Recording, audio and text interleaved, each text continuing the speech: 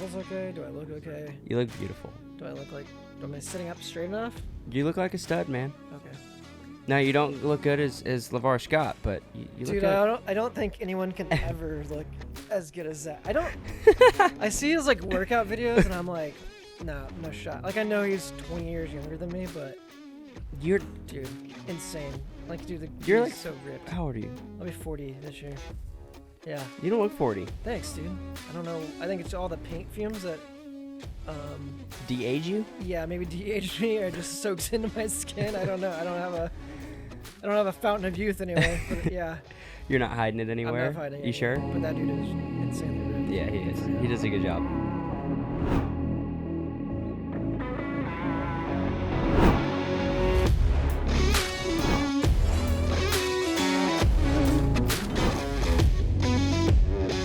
We're here at Offaxis. We're here with Greg Stumpff. Offaxis paint. Offaxis paint. Yeah. I have to hammer on the paint sometimes. People are like, hey, can you make me decals for my race car or do this? And I'm like, yeah, look, the last word is paint, and that's all we do is we paint. Paint. Yeah. I love that. And so how did you come up with the name? Oh, man, it's such a lame story. Like, I get asked this a lot, too. We were just talking about how many questions I usually get asked. Yeah. But it was like 417 custom helmets, right? That's my hometown back in Missouri. 417 area code. Very original. Yeah. And when I was moving out here, like the name was just starting to kind of catch on, and I was starting to get bigger clients. And I was like, man, I don't really want, especially if I moved to North Carolina, I don't really want this like Missouri tie still, right? I mean, I do, but I 417 wasn't the name I wanted. And I literally made a bank account when I moved out here, and I was like, dang, I need a name. And I come from the lake, and like you do like off-axis 360s on wakeboards and stuff. And I was like, off-axis sounds cool. And it was like literally one of those deals where like you get a notebook and just start writing like band names. And I thought off-axis sounds cool, and they had like the X, and it was cool to make that into a logo. And I was like, boom, make off-axis. And then now looking back, I'm like, dang, I should have like put more than a day's work into the logo and like name. I mean, it's on all of these helmets. I know, dude. It's looks everywhere. So cool. It's everywhere, and it's my identity to life. Like everyone, I'm either off-axis in your phone or Greg off-axis, or like that. And my dad's phone is Greg off-axis. Yeah, like that's literally my identity in my life now. So I'm like, dang it. Like I really, I don't hate it, but I wish I would have like spent maybe a little more time on something, If you could go back and change it, what would it be? I don't know. That's the thing. I knew I didn't want like Troy Lee designs. Yeah. I knew I was gonna have like my team of guys, and like obviously you've met Noel and Mike out there. Like I didn't want my name on their artwork. You know, like I know like Troy Lee has a big group and he started it, great. But I knew I didn't want. I wanted those guys to have credit, and I wanted us all to be under like one umbrella name. So I knew I didn't want my name, but Offaxis just sounded cool, and I was like, all right, that's it. Well, and the logo's simple. It's cool, and right? I think it's cool that you put on all the helmets who painted it. Yeah. They can kind of sign their work a little bit. Right? Like you can, So, like every year. Did Ryan do that one? Yeah. We have a different badge. So like this is 2024, and then Ryan, and then this is the 29th helmet he did in 2024. So easy to keep track of it. And then that's my biggest thing here is like I don't ever want to take credit for those guys' work, even though some interviews or I'm at the track or like, Noel can't always go with me to deliver like a hand painted portrait. So it's got to be like I represent Offaxis then, but like even then I'm like, I feel almost like a fake. I'm like, this is not my work. Like this is not my work. This is Noel's 40 hours that he just poured into this, and I wish he was here to be the one that gets to present this. So well, there's a lot to be said for that. Yeah, right. So I don't know. I like everyone having their signature. I want when they start a helmet, when Ryan starts this helmet for you, I want it to be Ryan's artwork, all the way through. Yeah. So. Well, there's a lot to be said for that, and I think at least from what I see, they really enjoy what they do. So Noel, we miss you. Yeah, we miss you so much. I don't know that he does. He was supposed to be here for this interview. Yeah, he was supposed to be here for the pod. He had to go back to Missouri to get married. I mean, who does that? Really? So, yeah. Well, congrats. I know, congrats. He's getting married? He is getting married on May the 4th. He's a big Star Wars fan. Yeah. Wow. So that's his day. There's some luck there. I guess, yeah. But I'm super happy for him. No, that's awesome. The girls, Brittany, she's amazing, and they're the perfect couple. Noel's the oddest guy I know. Like, Literally known him my entire life. And like whatever he does to make his helmets, point A to point B, like I don't know how he gets there, Yeah. but he does. Yeah. And that's his process, and I don't question it. I just let him do his thing because That's really cool. he's amazing at what And he you went does. to high school together? Went to high school together in this little school in the middle of nowhere, Missouri, Mhm. down by Branson at the very bottom. I always say I'm from Missouri, and people are like, "Oh, Kansas City, St. Louis." I'm like, no, like 4 hours south of that, in the middle of nowhere. I think our town probably had 1,000 people in it, Oh maybe. wow, small town, yeah. Very small, Yeah. and our high school had like the entire county in it, so like you had like people from everywhere. So like our school was probably the size of the town basically. But we had this really cool art teacher, Matt Locke, and we met him, and he kind of just Noel's 2 years older than me, so he was already kind of airbrushing. We didn't even have an airbrush class, man. We just kind of had this cool art teacher, and he kind of did it on the side. And literally the first time I walked in his room, he's in the back, painting some helmet for a local dirt track guy, because he's into racing too, which is super cool that we get to share, like go to the racetrack together now. And, Yeah. And he's gonna come to Kansas this weekend and see all of our artwork and get to hang around with That's the guys. cool. It's really cool because this shouldn't even be a career path. Yeah. And the way that he kind of just showed us as like a, after school activity, and Right. as far as me and Noel have taken it to, this is what we do for a living, is it's cool, and definitely cool for him to be like, okay, he pushed the kids. I feel like we're kind of his success story basically. Well, do you believe in the old saying, some people will never work a day in their life? I don't know if I completely believe it, because this place is a ton of work sometimes. Yeah. So Yeah. is it? Yes, it's a ton of fun. Like I do love it, and I used to say that all the time, and then I was like, man, I'm working 20-hour days some days. Like that Yeah. is literally work, but it is super rewarding when you do put that time in, and like you coming into the shop, right? Like Mhm. you really appreciate and see the time and effort somebody puts in, and you understand why you have to wait 2 months sometimes to get a helmet painted, because none of these guys cut corners, and we literally want to deliver the best product every time. Well, you do it the right way, and I mean, shoot, you guys have been doing my helmets for 10 years. Yeah, and you were 2 when we started. Yeah. So yeah, and So you're yeah, 12 okay, now. I'm 12. Yeah. Quick math. No, but it is cool. Like you, or anyone else that kind of grew up around Millbridge, or Yeah. the short tracks, Yeah. or Trackhouse Motorplex, or even like William Byron. When first time he walked in my shop, he was like a Canon kid, Mhm. like a young kid, and to now, win our first Daytona 500 with him, and then back to back, and like see where he's come to basically, like he's a badass. He's in the 20. He's Jeff Gordon, the present day Jeff Gordon. So to paint, for someone like that, all the way through their career, I love that. I think, and it's cool, a testament for all these guys of like Yeah. how long everyone's stuck with us. Yeah. I feel like when you get an Offaxis helmet, rarely does someone leave this place. I feel like everyone keeps us for a Yeah. while. Yeah. Well, and it's cool.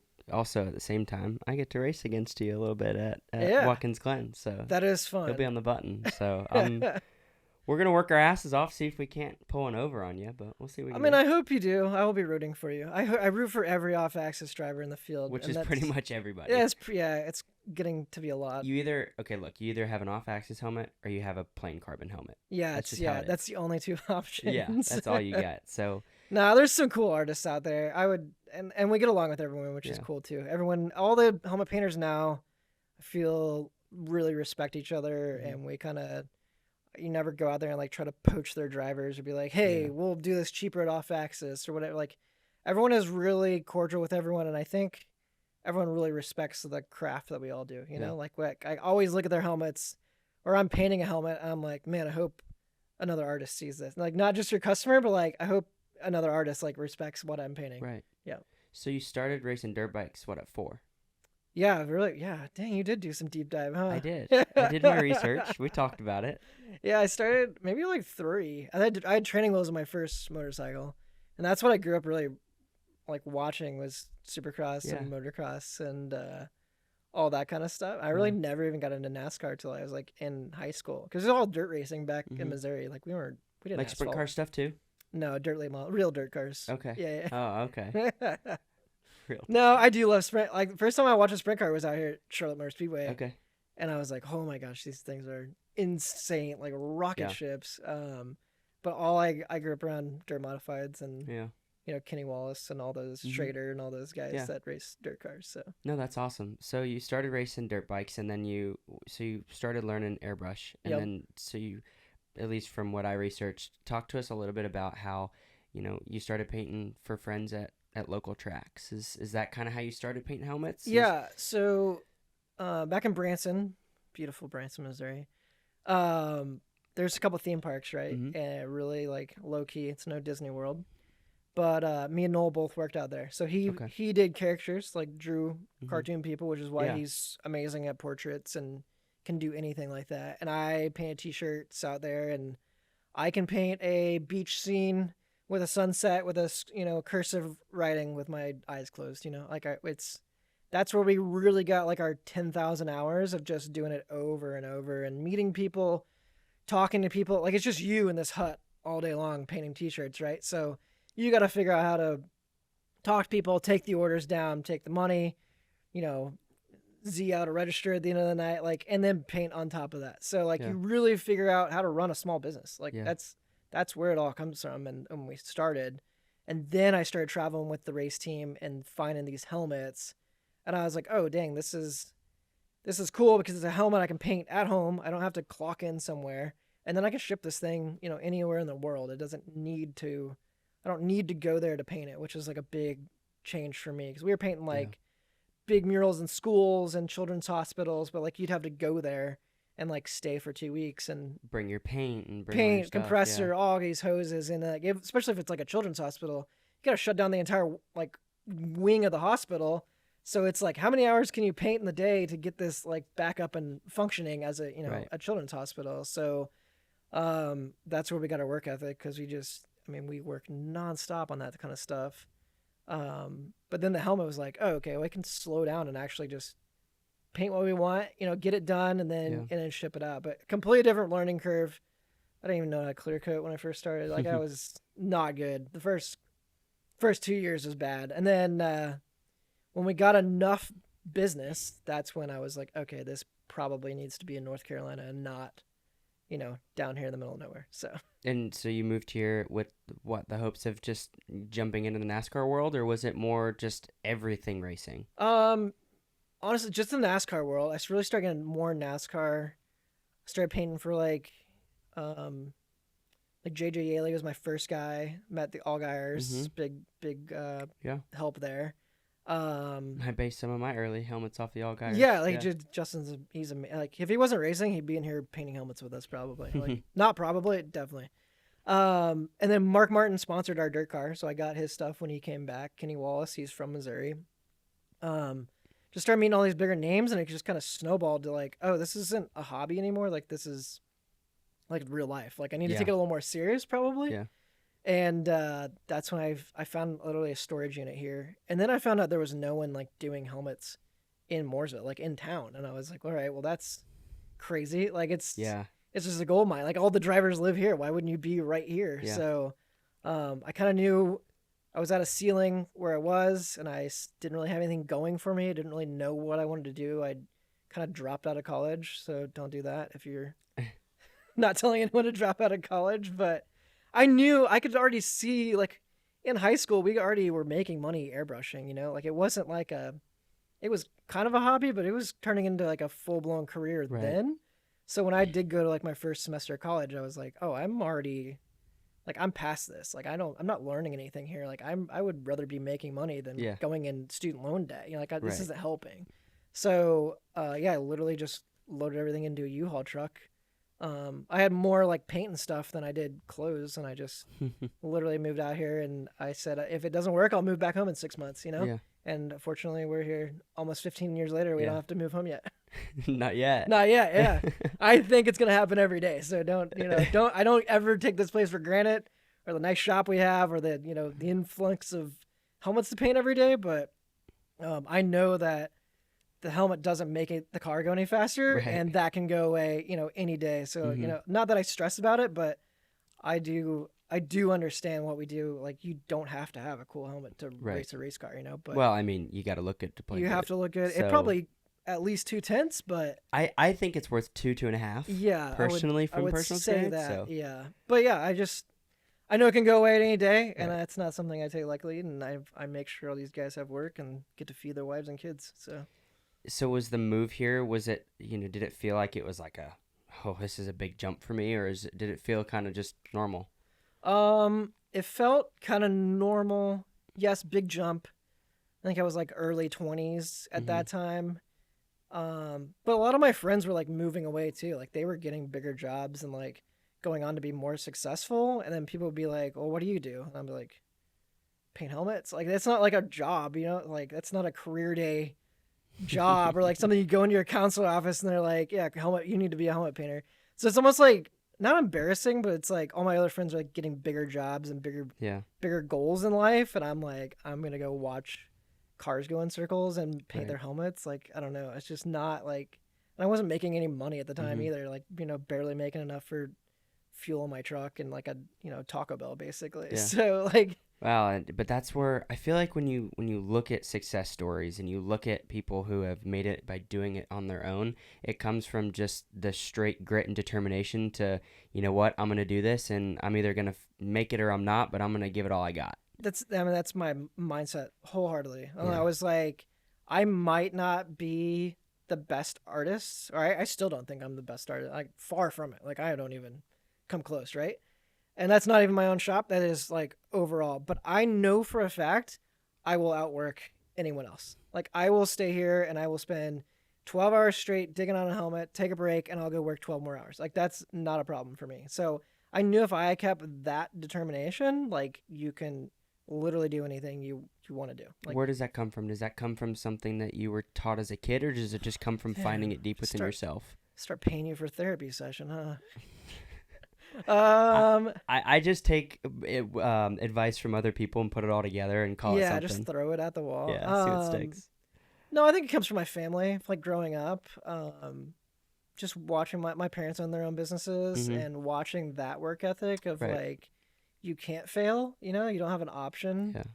and that it can happen, any hour of the day, and you have to be prepared and ready, and not just the big stuff, but the small stuff of like, cleaning the bathrooms here or taking out the trash or like, Yeah. like I'm not above doing any of that. And I Mm-hmm. feel like as long as you keep that mindset of you can do any job in this place, like Right. that's what you want to do. I've only had one other real job in my life, and that was at a pizza place making Yeah. pizzas, right? And it taught me so much of like, the prep, like going into the day, you make sure all your stuff's ready for that dinner rush at the end of the night, Yeah. right?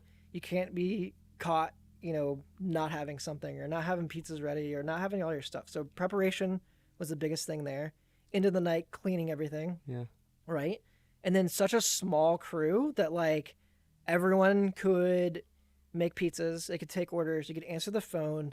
If like we didn't have a delivery guy back yet, like I'll jump in a car and I'll go deliver pizza, right? Like as long like you have to have that mentality of you can do any job here, and it makes you a better valuable person, right? But just as a human being, it makes you better of like Do. you can literally do anything. Like Right. what can't you do here? Like stop thinking, oh, that's not my job or that's someone else. They need to be doing that. Mm. Just jump in and do it. And I think when Yeah. I did that job, and I only did it for like a year and then went back to airbrushing, but man, it taught me so much about life of just being on top of the game Yeah. and like being prepared. I think like I don't know, that was a huge work ethic moment for me. That's awesome because I feel like in just seeing in this day and age and with people my age and in my generation, I think I'm guilty of it sometimes too. But I've just when we go through life, we just go through life just half-assing things Yep. and having that ego of, oh, I'm too good for that, or I don't need to do that. Yeah, it's Like, not my come job. on now, Not it's my not my job, job. right? Yeah. Right. Is my dad always says the two most expensive employees are I didn't do it and I don't know.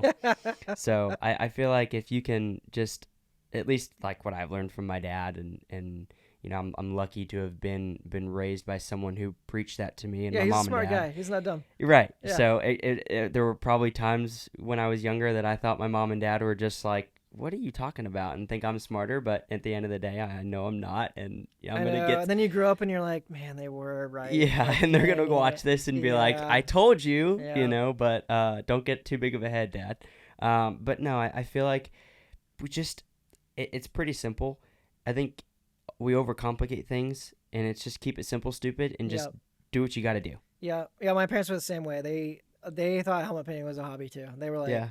"Why are you moving your entire life out here?" And I was like, "I have a plan. I don't know what the plan is, but I have a plan. You know, like Winging it a little bit. I don't have a 5-year plan, but like I know this is the direction I Yeah. need to go, or at least see where it went, because I didn't want to be 70 years old later on and be like, man, I wish I would have at least No regrets. Yeah, taken that chance. Yeah. And I was like, there's no bad move there. The worst case scenario, I come back with the same amount of money I have in my pocket and, you know, go back to the same Right. life I had. And that's I don't know. That's an easy gamble for me. Yeah. Go for it. Well, you got to chase your dreams. Yeah. And so did Noel come with you, and you two started it together? So Noel stayed home for a little bit. He Mhm. had 2 kids, and he was still working at the city, is what we called it, Silver Dollar City.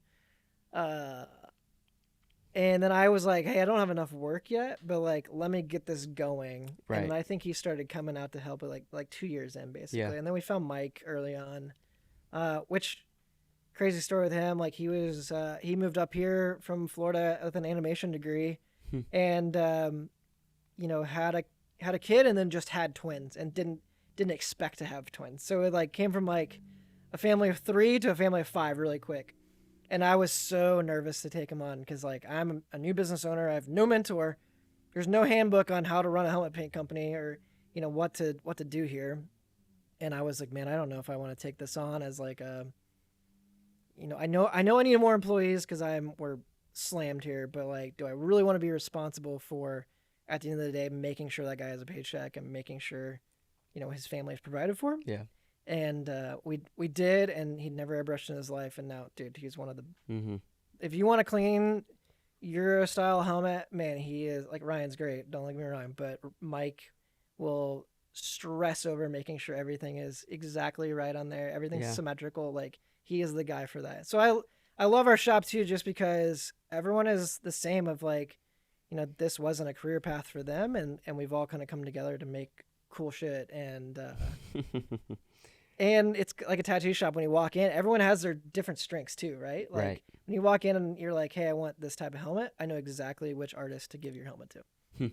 That's something special too, to be able to have that group of people that they know in their heads, like, hey, you know what? I know I'm good at this, but maybe Noel's good at this, or, you know, whatever it may be. Yeah. It's all about the people you surround yourself with. Yeah. I fully agree with that. Man, I said that in the last podcast, and I don't think Common theme, dude. like it's just I don't think people realize it, but in like at least for me, I think you're the sum of the 5 people you surround yourself with, or the, you know, the group of people that you hang out with, and you know, I feel like it's hard to do it alone. Like, did you feel like moving here, like everything was on you and you had to just make it happen?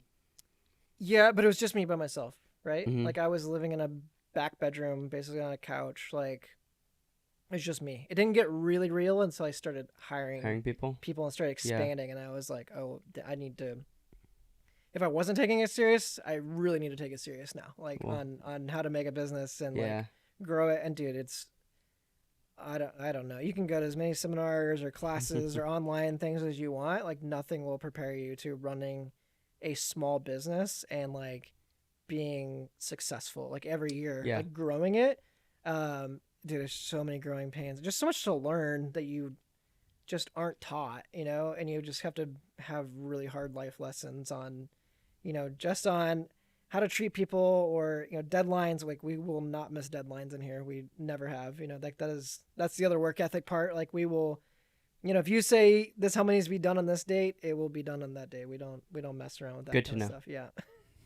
And just how to, you know, and then like the sandbass stuff, like I keep all his stuff in here, right? And he didn't help me with a lot of the art stuff. He was amazing at what he did, and I feel like we were good at what we do. It's very different mediums of art. But man, he taught me so much on just how to bid your jobs or how to talk to these big corporate companies, right? Like you're working with these Fortune 50 companies sometimes that sponsor these race cars. Mm-hmm. And we were just talking about that before. Yeah, and like you're just a helmet painter, right? Like I'm just thrown into these Zoom calls with these very high-end executives or CEOs, and like you really have to know how to handle yourself in those situations and know how to talk to them, know their lingo, and then know how to bid your stuff that you're not, you know, you're not underbidding yourself or taking on a bunch of work and basically losing at the end of the day. Like Sam taught me a ton of just how to, The business side. yeah, how to handle the business side Yeah. of this. And then he's amazing. I mean, that's why he was NASCAR's, trademark artist. Like Right. he was NASCAR for all those years, so he's the perfect guy for it. Do you feel like failing is something that you have to do to be able to be successful Um, in order to learn and to grow? I mean, I heard so many people say that too. Mm-hmm.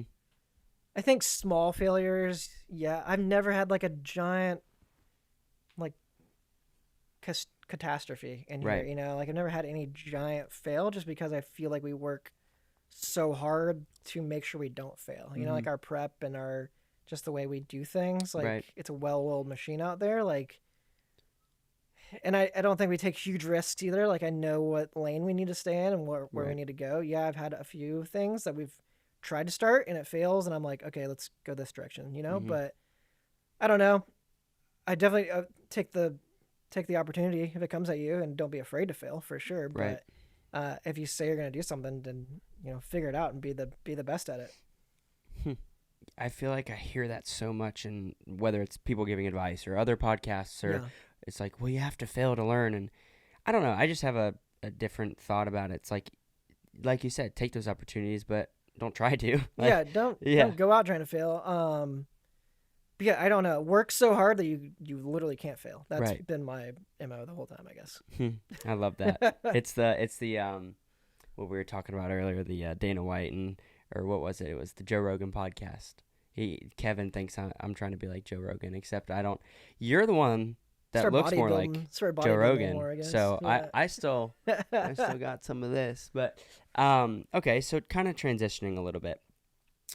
I just kind of want to talk to you about the 4 a.m. Run Club. Oh, brother. That's a different shift of my life for sure. Yeah. How did this begin? Let's start there. Okay, yeah. So like 2019, like me and Olga are pretty good friends, I'd say, close to maybe best friends. I don't want to speak for him, but I don't know, we started getting older and we both are very like we don't take things lightly, like if we do go out and Right. something, like we're 110%. Yeah, you do it. Either one of us, like we're all in on everything, right? And I think we just got to a point in our life in our 30s, I'm not going to say midlife crisis, but like close of like, he was a new dad and I was working all these hours and just being really unhealthy, and I don't know, just my life wasn't falling apart, but just like that's all I did was just. I remember, again, another Sam Bass story. Like, first time we ever went to lunch, he was like, what are your hobbies? Like, what do you do outside of painting helmets? And I was like, I don't have any. That's all. All I do is paint helmets. Like, that is my life. Like, I go to the racetrack and I come back and I paint helmets, and that's all I do. Right. So when we first got this idea of going running, I couldn't even run a mile. And he was like, let's sign up for a half marathon. Because, of course, we're Send it. all in. Yeah. Let's just, why would we want to start with a 5K or anything? Let's just go for the half marathon. So we trained and we went down to Disney World with his kids and we ran this half marathon, right? And at Disney, they have this thing called the Dopey Challenge, right? So it's 4 days long. It's a 5K the first day, a 10K, half marathon, then a full marathon, right? All together in 4 days. Oh. And you're getting up at the 3 a.m. Like makes 4 a.m. run club or 4:30 run club look dumb because you get up so early for these races. And when we did this half, we saw all these other people doing these 4-day deals, and we're like, oh my god, like how is that even humanly possible? Like there's no way you can run 48 miles in 4 days. Like it's insane. Yeah, as he's telling me he's gonna go run 23 this weekend in Kansas. Well, like, now it's really different. This is 6 years ago, right? Come a long way. We do that the first year, and then the next year we're like, all right, well, let's run the marathon. Let's do the next step up. Mm-hmm. And then we do that. And then we're like, well, if we didn't do that, let's just run all 4 days. Like we can do that. So we trained enough to do all 4 days the first time, and almost killed us. But now we've done it. We've done it multiple times now, and it's like not a big deal. And I think that has taught me more than anything. Like you can set your mind to something, because in running is so much different than racing. Because all these kids in racing, even the kids you race against, you can pay to get in the best equipment. You can pay to get to Mhm. the top. You can cut the line by a lot, right? Yeah. Like you don't have to race your entire life. You just have to have really rich parents, or they got to know someone that's really rich, and Yep. you can cut it, right? In running, there is nothing you can do. You can buy better shoes, but Not gonna make you go it's not faster. gonna make you go faster if you're not Yeah. fast, right?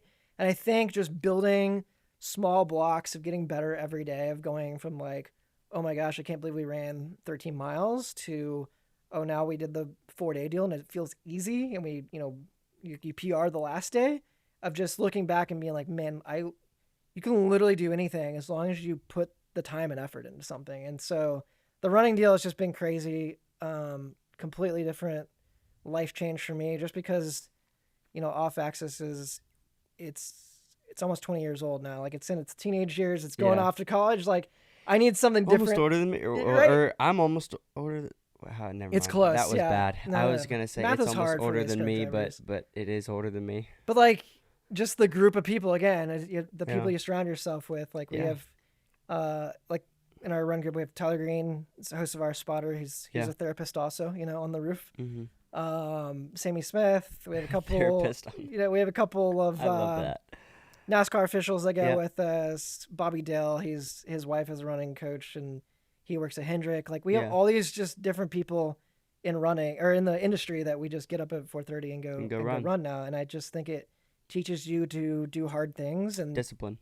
discipline's crazy, man. And Yeah. then everything else just feels easier after that. Yeah. Like if you can get to work Like at I got my 6:30, workout in. yeah, and it's just, I don't know. It's opened up so many more different avenues of just, I don't know, just being the discipline, and everything feeling easier, I think, is just the biggest thing.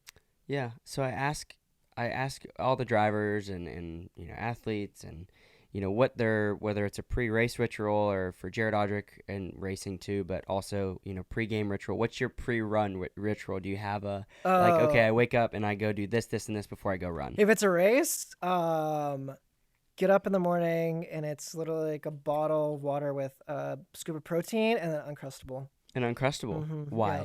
I don't know. Just because they're good? Yeah, I'm like the worst. Like I run so that I can eat crappy. Right? Yeah. I don't run Yeah. to like get skinny. Yeah. Obviously, like I run so that I can eat. Like I'll go run 10 miles and I'll go to McDonald's because I'm just like, yeah, I did that. Like, Yeah. I can So do are you a that. foodie, or do you just like what you like? No, I just like what I like. Yeah. Like my wife, she loves, like going out. When we go to like a different track, like we got to go to not a chain place, and Mhm. she's all for trying something different. Right. I'll be good with like just getting chicken tenders the rest of my life. Like I'm fine. Simple. Yeah, she gets Simple very man. angry at me, especially when we go to like other countries. She Yeah. gets very upset with me that I'm just like, well, let's try the McDonald's in Europe. It's got to be different, right? So now we're gonna put a B-roll in of Greg walking, and we're gonna play "Simple Man" by Leonard Skinner. It won't be hard. Yeah, that's totally me. And I don't know. I feel bad, but I like what I like. So. Sorry. So does art kind of like, I know you're an artist at heart and all this stuff, and you love racing, but does that kind of transition into music too? Or do you think of like music as a way to express yourself as well as art? Are you painting helmets or painting whatever it may be? Yeah, I think so. And I think like I have a lot of musician friends, right? And Yep. I always say our lives are so similar just like the art, right? Like you can paint a helmet, and man, sometimes I have the biggest anxiety of like before someone takes it, because especially the people are just like, "Oh, you're a great artist. Do what you want, and do go for it." Like My dad is a prime example of that. We're gonna do this, but you know what? You freehand it, send it. Yeah, so sometimes when we do something, I'm like so nervous, and I've just come to find out like a lot of my musician friends, they'll work on songs for 3 months Right. or longer. Yeah. Say you work on it for a year, and then it finally gets released. I'm like, I can't imagine that like anxiety of like, oh my gosh, is the world gonna like this? Or being so comfortable of like, I don't care if they like it or not. Mhm. Like this is my art, and it's Right. my art. So that was me designing the 48 car this Mhm. year for Hendrick. I've never designed a race car ever. And then when they asked me to do it, it was like so short notice, and it was done, like wrapped, show car done for like months, and then it was like released to the public. And for those months, I was like, oh my god, like Are they gonna like it? Yeah, is Ally Nation gonna burn me at the cross for this, or like what's gonna happen? I Yeah. was so nervous, and like luckily they liked it, so I was like, all right, well I'm done with that, because lightning doesn't strike twice. I'm not that good. So luckily they liked it, and it looks good on the track, and it goes on. But back to the musician thing, like it is cool. It's cool now to make it to the top of our craft Mm-hmm. of racing and painting helmets, and you get to meet so many other people, musicians that are like at the top of their craft. You know, like Right. I met all these band members that love NASCAR, and it's I don't know, it's cool to hang around with other people that also are like fully engulfed in their world, you Mm-hmm. know, and just to be like, okay, how'd you get to where you are? Right. How'd you know, like, and the lives are very similar. And I'm sure all the podcasts you've done, it's very Mm-hmm. similar Yeah. interviews of this is how it's done. It's all different paths, but at the end of the day, it's a literally hard work and just, zoning in and being hyper focused on what you really love and enjoy. Yeah, I think for the that one percenter kind of attitude or group, whatever, I feel like it's all the same for every kind of it doesn't have to be a sport, right? Anything you pursue, it could be whether like it's painting helmets or it's building a company, whatever it may be. I think most people have the same mentality of the work ethic side, the discipline of it, the like you said, the zoning in, the focus. Do you feel like there's something specific about painting helmets that feels performance, or do you think it's just like you said, just the discipline and the drive? Nothing like performance wise, I don't think, but my favorite like helmets to paint are the ones that do get like emotion involved in them, right? Right. Like, and that's same with like the musicians and their songs of writing that. Like, Mm-hmm. every year, like I hate to use Justin as an example again, but like his daughter's helmets are back here. Like when she comes in when she was 3 years old and wants to paint this helmet for her daddy to go into the playoffs, like that is such a cool moment and cool to be a part of that because I know that helmet's gonna be on the mantle or wherever, for the rest of his life. Like Right. he's got a million helmets. Like those helmets that Harper paints are the center focus of his racing career. Right. So anytime it's like that or like someone's retiring and you do a collage like the Yeah. Truex helmet we did for Johnny Morris and Martin, like anything like that they're really gonna love and it becomes more than like a helmet of like an actual art piece. Those are my absolute favorite ones to do. That's cool though, because I think there's a bit more of a meaning into it. Yeah, And definitely. I was talking to Jared in one of our previous episodes that actually it's not out yet. It's this week's episode. We were just talking about, because it's funny, his Instagram is not Jared Odrick, it's Max Baer. Yeah. And Max Baer is an old boxer. And he talks about how in the race car, he's Max Baer. He is this alter ego in a way. Yeah. And he can express himself in different ways, whereas off the track, he's Jared Odrick, and he's kind and gentle and whatever. Kind and gentle. Really, Jared? Like, yeah. have you seen this guy? I think like, that's every race car driver. They can name yourself something different in the race car, but man, when you guys literally put on this helmet, like it's kill. Yeah, like you are it's out a there to gladiator kill. helmet. Yeah, that's what it is. And he kind of explains how he can express himself in different ways, and I think that's cool. And I think I never really thought of it as an art. I was never that kid that in art class I thought it was like super cool to draw or whatever it is, because I was freaking terrible. Yeah, that's hard. Yeah, I get But it. when I look at what you guys do here at Offaxis Paint, and when I look at when Jared explains it to me on an art form, and when I look at certain things and really break things down, it's really cool to be able to see how that little idea can turn into something big, and to also see how how you can express yourself through the helmets you paint or the things you do. Yeah, I think what's cool about my job is like all of you guys are very different, right? Mm-hmm. Every driver that walks in here, I have no idea what's in your head, and it's my job to pull that out and to put it on a helmet. Like it's cool, and it's cool when you do hit a home run of like, oh, this is exactly what I thought of and more. So like that is the biggest part of my job is like, how do I grab that idea? And like you said, you're not great at drawing. I'm god awful. There's very few race car drivers that are. That's great. Yeah. Like that's the part of your brain that you use, and it's the part of that I use. So Right. for me to grab your ideas and to turn it into an actual piece of artwork, and then you come back and be like, this is exactly what I wanted. Yeah. Like that's a home run for us for sure. And you've hit it every single time. I mean, this one was awesome. He Obviously, has to say that. He's obligated to say that. he did pay me to say that. That is true. But like the new one you just did is on the truck going to Sonoma, but that one was badass. I mean, do you remember the first one you did for me? Do you remember? Or yeah, because I think it was on like an actual motorcycle helmet, right? Like it wasn't on like a. I was thinking about this the other day, and I should have gone and looked at the back of them. I think it was like American flag It was the looking. bell or it was the orange and blue stilo, and I can't remember which one came first. I want to say the bell. The bell one, yeah. With the because we used the Again, Algier stars on the side. 2 years old, so you wouldn't have remembered. Yeah. Now we're showing my age. I'm also the one in. I found the fountain that he's talking about to keep him looking young. Yeah. But because it had the stars on the side, like ripping away, you did that one, and then you did two of them, very similar. Yeah, one like was back for to back, asphalt, right? one was in Yep. dirt. Yep. And it was just a little bit different, but yeah, because those were really. I was thinking about this the other day, and I kind of don't want to say this on here because I want to keep it a secret. Not that Dad actually watches these, but we'll know if he does. So Yeah. this is a little test. It'll but come up quick, yeah. one day, Or at least does he watch till the end? Exactly. We're about to find out if he watches till the end. We're 42 minutes in, so we'll see if he gets this far. But one day, I want to be able to take a helmet, and I want to be able to once I've made it. And You've already made it, but keep going. Not there. We're not there yet. But once I can say, that look, Mom, I made it kind of thing, that kind of moment of, what, we did it, and I can thank him and my mom for all that they've done for me. I want to be able to take a helmet, and he has this helmet. It's an Arai. It's a karting helmet that stays at Trackhouse Motorplex. We have a garage with Ricky Red, and it stays up there.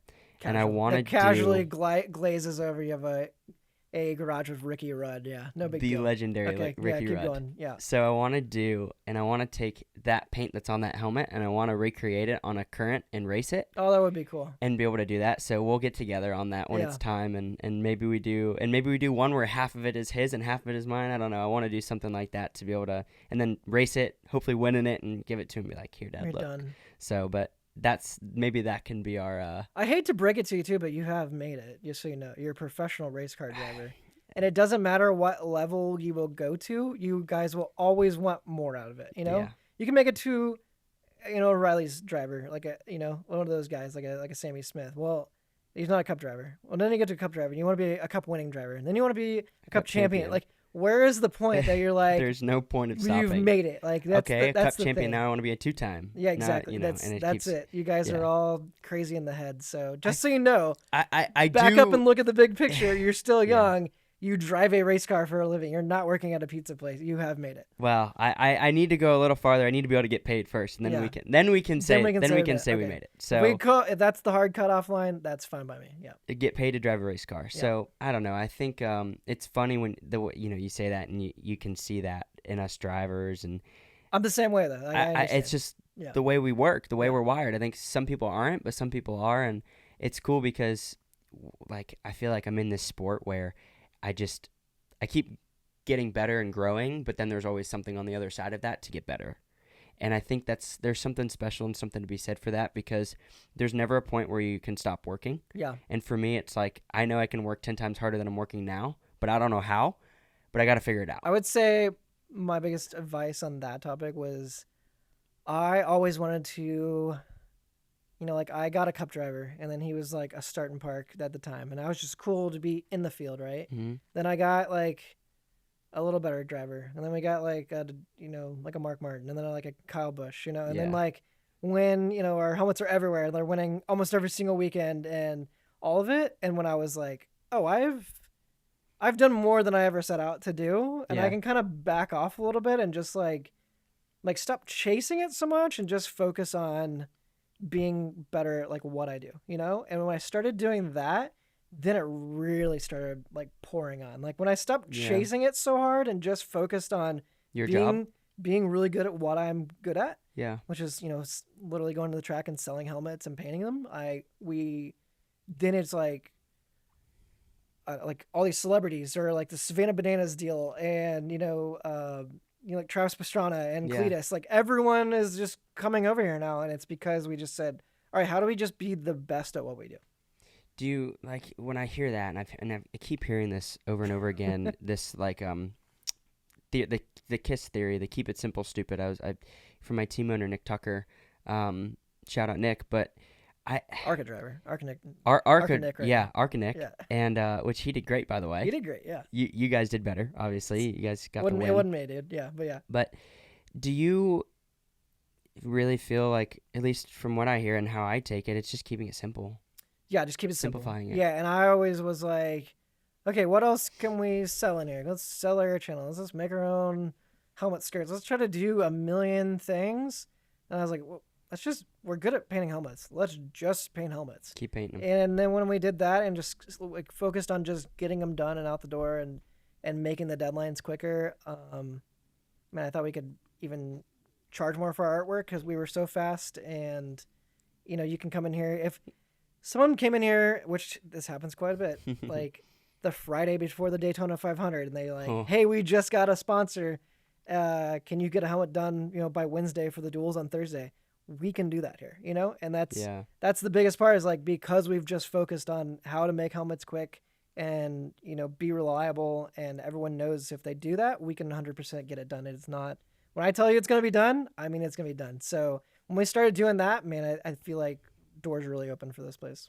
That's something to be proud of. And what was that kind of the look ma I made it moment? What was that moment for you? My dad apologized to me because he's, and like, it's not a bad thing. I love my parents, but especially my dad, he really wanted to see me. He wanted to see me succeed. It wasn't a bad thing. It's not like he was like, you're never going to be anything. Like, he didn't want to see me struggle, and he didn't want me to go down this path of like living in a van down by the river, like literally, just being an artist, like that's, you never saw like in our town, you never saw like a professional artist like go off and make money, or there wasn't an Instagram. You didn't have all these people you could see and be like, look, these people are making it, like they're making a career out of this. You didn't have that back then. So for me to come out here and like to do it all and then to be like, okay, now we see it, like, and just go and do it. I think that was probably one of the better parts of my life. Like, okay, I did set out to do something and I did succeed, and we're still succeeding, That's awesome though. And I want to touch on this a little bit. We're running out of time because you're meeting the wifey for dinner, and I don't need her to have my ass. Yeah, so I should be very angry with you. So the spotting thing. Yeah. Why spotting? Just for fun, to enjoy it? Yeah, honestly, it goes back to like him asking me, what are your hobbies, and I didn't have any. And I was already at the racetrack. I've watched a million laps of a dirt late model going around there. I've watched, like, I can see, not be able to work on them, but like I know how they're supposed to look, and I know how they go around, and I know the lingo, and I've heard the radio a million times. So I think oh man, I don't know when it happened. Like John Hunter, he was the first one to ask me, or maybe Ross Chastain when he was at JD Motorsports, like way back. Yeah. And the best way, I was always, how do you get into spotting? Go to a road course, be the third or fourth guy, sit there in that corner, watch and listen and learn, like that's the best way to do it. Right. And like all these guys are really good now, so it's harder to break in. But I went to Canada with John Hunter for this truck race because it's a weekend where Cup is somewhere and truck goes the other way. So is this the one where Cole Custer tackled him? Yeah. So okay. I spotted that corner, the last corner. Really? Yes. That's so cool. Friends with people on Cole Custer's side, friends with, John Hunter, obviously. And he, they hit, that happened. I couldn't even see the finish line. So I have I just see the, dirt go up, and, John Hunter did what he did, but we won that truck race. And I was like, oh my God, like, not only am I like a spotter, I'm almost kind of a race winning spotter now, you know? And like, I didn't do a whole lot. I watched and I helped when I could, but I was like, dang, this is a really cool feeling, even though we won in the worst way possible. But I was like, this is cool. And it just, it completely, it was like when I started running, it's just a completely different thing. And it got me away from the shop. It got me to the track to meet more people. It got me in front of some more people that I could, start pitching helmets, obviously. Didn't have to pay for travel anymore. Like, it's a win-win for me. And it's like very, I don't know, I don't get stressed out. I stay very calm and collective, and it can be the last lap of the Daytona 500 or, the last lap of stage 1 at COTA. Like, I'm the same level across the board, I feel like. And that's a pretty key thing in the spotter, like you don't need to feed into the driver's drama. You don't need to be yelling, just here. It's just there. And if I can help out a little bit and feel like I made a little bit of a difference, like that's a big, big thing for me. So, well, I think we need to at some point, and I don't know when this is going to be, but I'd love to have You on the other side on the Yeah, button. I would love to do it. You're a Riding spotter with me. yourself. You did the Rolex 24 Okay, I did the this Rolex year. for Will. I haven't done the Power. Rolex yet, so I feel like you're ahead of me. Man, that was an experience. I'll Yeah. tell you that. That was an experience for sure. It was really cool to do. Yeah. I might be doing the road courses for Will in the IndyCar stuff. I did my first IMSA race this year and it was wild, dude. So I can't imagine doing the Rolex. It's cool. For the first time, and I don't know. Yeah, it's cool. Like NASCAR's easy. Everyone's in the same series, but it's tough when you've got a P1 coming. Yeah, P1 20 back, when you're 5 GTD back, class, clear. and they're 50 miles per hour faster than you. Like It's insane. It is a different type of racing Yeah, for sure. it so is. I'm good on the IMSA stuff for a while, but I'm gonna spot the Indy 500 this year, which is gonna be wild. And I never thought in a million years I'd be literally going to that race, but spotting it. I'll be racing that weekend at Indy in the Trans Am car. It'd be perfect. So hey, actually. Just hook me up. Let's go. Hold on. Yeah, we can make this work. Okay. Let's. Okay. Can we? Do you want to spot a Trans Am race? Yeah, I think I have to now. Yeah, I don't think I have a choice. Okay, we're doing it. So, well, there's a lot more we can get into, and we're gonna have to do a part 2 of this because there's a lot more to cover. And with Noel, I'd love to do a part 2, especially with Noel. we'll There's do a a lot part to 2. be. That's an onion that needs to be unpeeled. But I don't need Mrs. Stumpff coming and kicking my ass. Yeah, we'd have to do it at Waffle House too if we're gonna do it with Noel. At Waffle House. Big Waffle House fan. Yeah. Where's that? There was a Waffle House picture on this Yeah, table. he loves Okay, Waffle House, so yeah. we can do this at Waffle House. Yep. We'll rent out Waffle House. It can't Yep. be that expensive. We'll figure it out. Let's go. Let's do it going into the Offaxis 500 that weekend. I love it. Yeah, let's do it. All right. So, but Cool. you know what? Thank you for coming on the show and talking with us, and just thank you for the badass helmets. Yeah, man. It's been a pleasure painting for you. It's been cool to watch your career grow, and just like anyone else in here. And please, next time you win, just make sure you get off it with the helmet on. I always do.